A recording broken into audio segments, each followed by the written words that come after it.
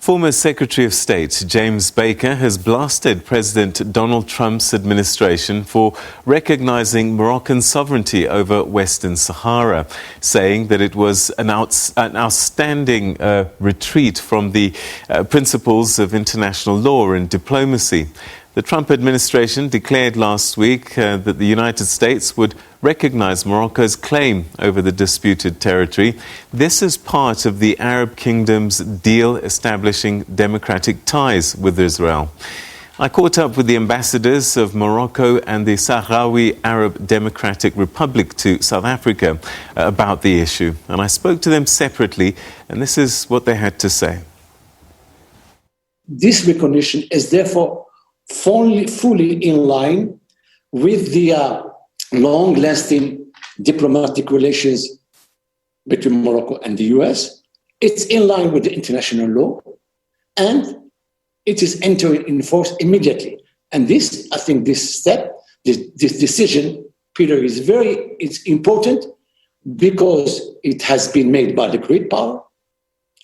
It has been made by a major international player in the international scene, a country that has a permanent seat in the Security Council, and is the pen holder. People don't forget this, is a pen holder in the Security Council as far as the Sahara issue is concerned. So for us, it is important that we once again we reinforce our relations with the US. And Peter, you know, Morocco was the first country who recognized the independence of United States of America. I don't think Ambassador of Morocco will know American position better than the likes of James Baker, who today wrote a very distinguished and excellent article in Washington Post saying, I don't think a Moroccan ambassador will know American policy better than John Bolton, who served as the security advisor for the United States. And they don't think he knows better than Senator Leahy or Senator Inhofe or Christopher Ross, distinguished American politicians who know American policy better than me and than him. And they all stated that it comes as a violation of a well-established policy of the United States regarding the issue of Western Sahara. Baker even went further, saying that it's contrary to American interest, economic interest, security interest. It's contrary to the position of American allies in Europe. It's contrary to even commercial interests of the United States. It's contrary to because the United States took her independence based on the rule of self-determination. And self-determination, before it comes, the first principle of the Charter of United Nations, the first principle of the Universal Declaration of Human Rights, it was an American value advocated for many years by Woodrow Wilson, the former president of the United States. So I think the Moroccan ambassador there is actually, what he said is not very factual, to say the least. So what does this mean in terms of trying to resolve the conflict between yourselves and Rabat?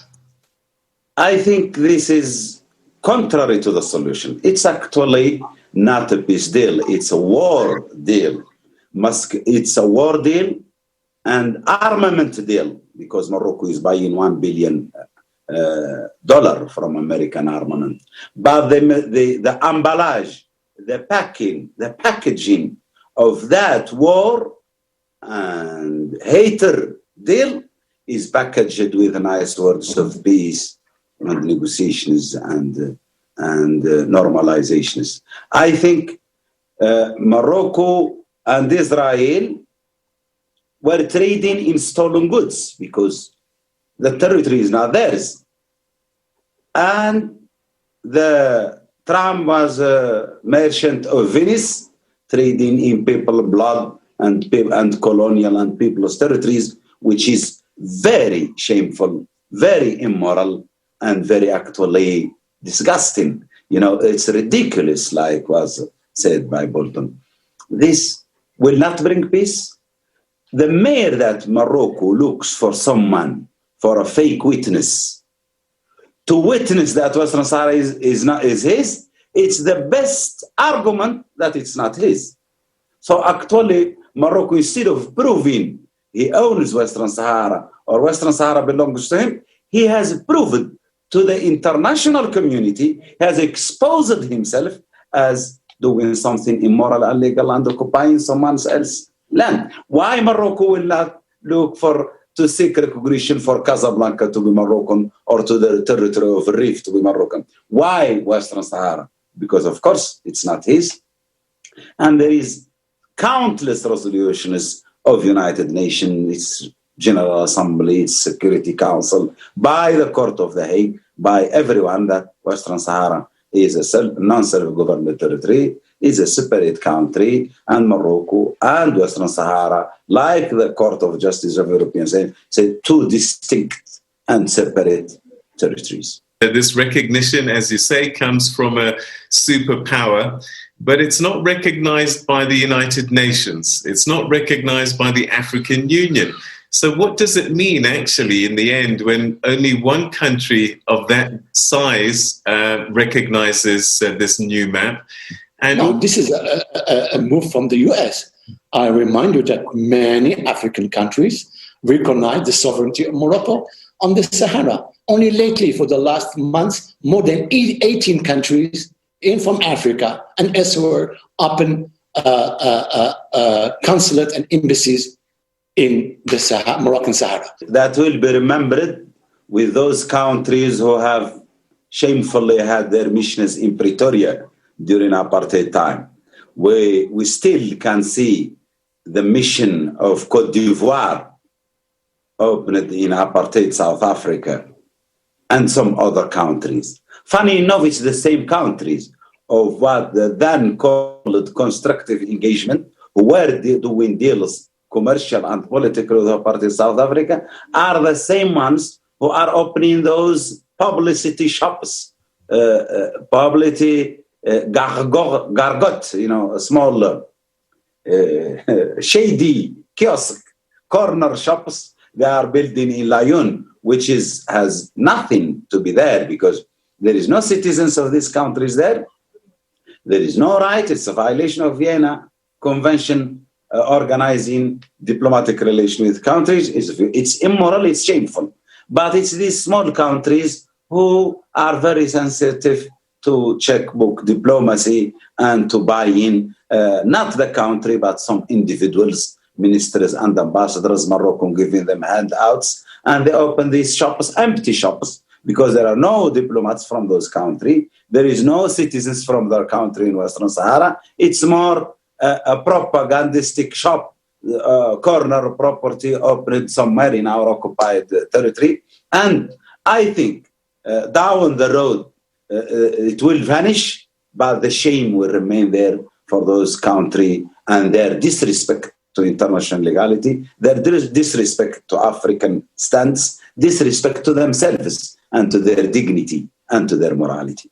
Do you think that President Biden will stick with this decision made by President Trump, or are you fearful that he may reverse this and then in the end it really has been symbolic and short-lived? No, listen, I was telling you before, Peter, that the relations between Morocco and the US are beyond administrations. We had the best relations with the Clinton administration, Obama, Trump. It is a long history. I think that the fact that the US today has taken the decision, informed the UN, it is a major breakthrough and a major step towards. Today, what we need, what is important, is we have to accompany the efforts of the Security Council to move forward in the resolution of this conflict. Mr. Biden is a distinguished man, a distinguished Democrat with a very democratic credentials. we remember fondly his position against the apartheid regime of South Africa. We will remember fondly the role he played with the late Ted Kennedy for the democracy and peace in Western Sahara. His Secretary of State is a reputable multilateralist and someone who believes in international law. Many members of his cabinet are very familiar with the issue, like John Kerry and Susan Rice and Blinken.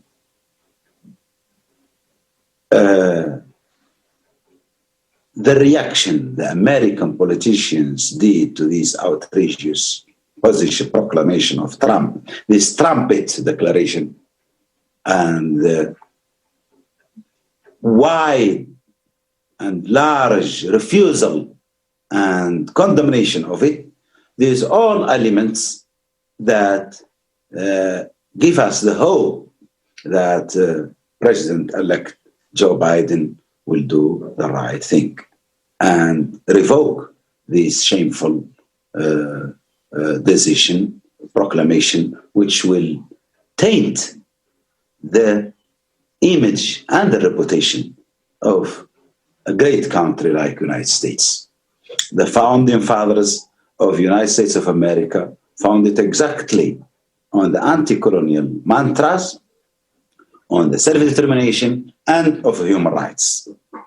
And I think this deal is contrary to the dreams of the founding fathers of the United States and how the United States labeled itself and present itself to the world.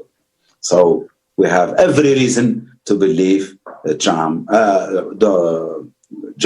Joseph Biden will revoke this ill-advised proclamation. What is the solution to this long-standing conflict between yourself and Rabat? This solution is there. We are not asking of a miraculous solution or of a very huge exception or something coming from the sky. We have signed with Morocco Houston agreements. We and Morocco have signed peace deals. There is Moroccan signature on Houston agreement. Just let's implement what they have accepted and signed from their own charity. But they always have this ill-calculations and miscalculation. No, Trump is me. I'm not doing peace. No, Algeria will change. No, Africa will rewrite its constitutive act. No, the history. We can rewrite the international legality. Oh, we just can't pay 2 or 3 presidents to up and consolidate. This is petty thinking. It's childish reasoning. It's very crazy and stupid and ridiculous way of doing politics. Comoros, if Comoros and Djibouti, for God's sake, opened their missions in Lyon, how come that will change legality? If Donald, now outgoing president, do a shady deal for some cents for his pocket, how come that will change America? The bottom line is the Sahrawis, is the people of Western Sahara. Western Sahara is owned by the Sahrawis. Unless the Sahrawis give it to Morocco, no one else can give it to Morocco. Not Trump, not Sarkozy, not Biden, not Macron, not Comoros, nor Djibouti, nor Gambia. We, the Sahrawis, own our ancestral land. We own it.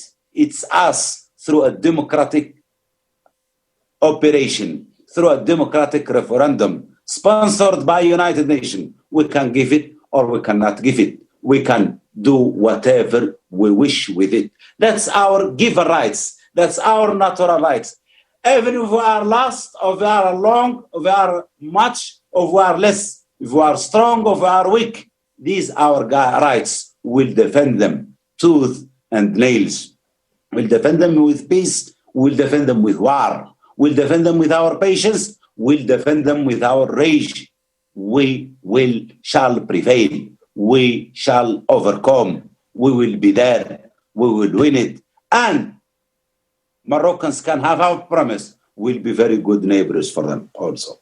Solution, Peter, is the regional integration. is a strong state. We have made a lot of mistakes in Africa. We need to build up strong economies. We need to work together.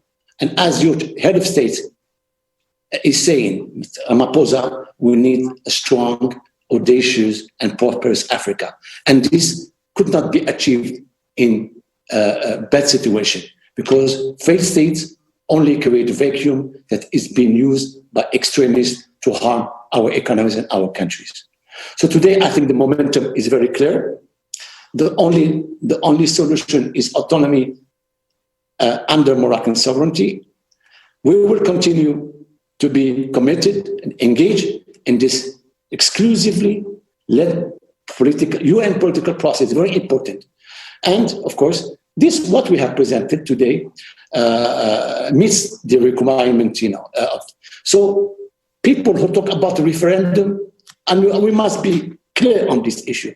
The referendum is dead and definitely buried since 2 decades. And the referendum is dead because it was declared by former Secretary General Kofi Annan in his report to the Secretary General. And today we are in this resolution. Is there room for compromise? Morocco talks about a regional autonomy for the Sahrawis under Moroccan sovereignty.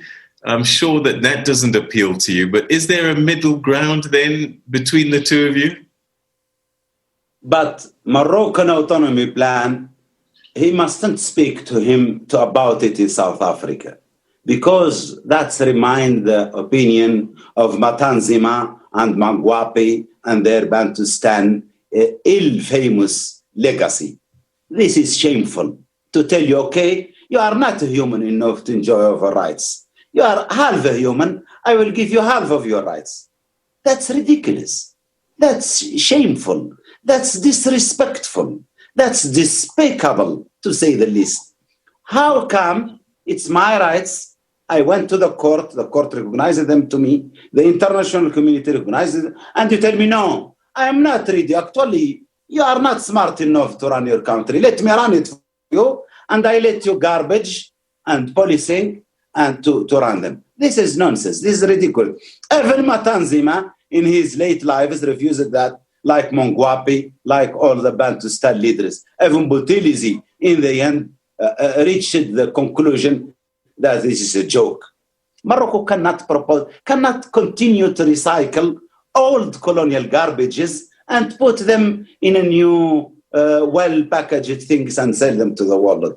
This is totally outrageous. The independent state is not in the resolution of the Security Council.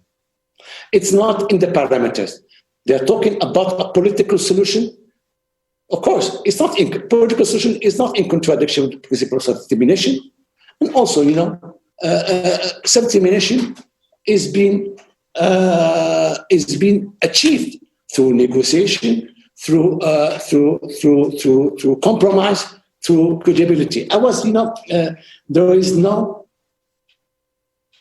And also, what is also important, I want to stress on it, is we always we forget about the territorial integrity of states.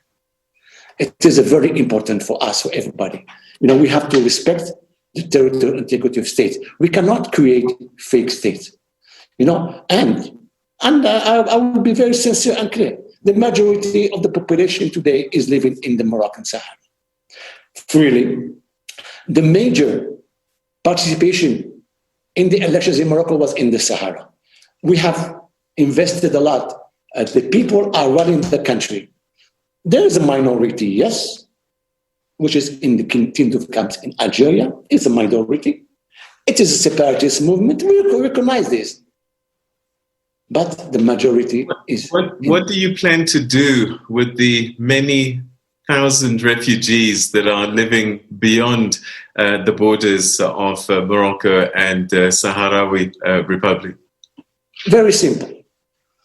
Just ask Algeria and Polisario to organize a census of population to know how much are there. They're living in a very bad condition.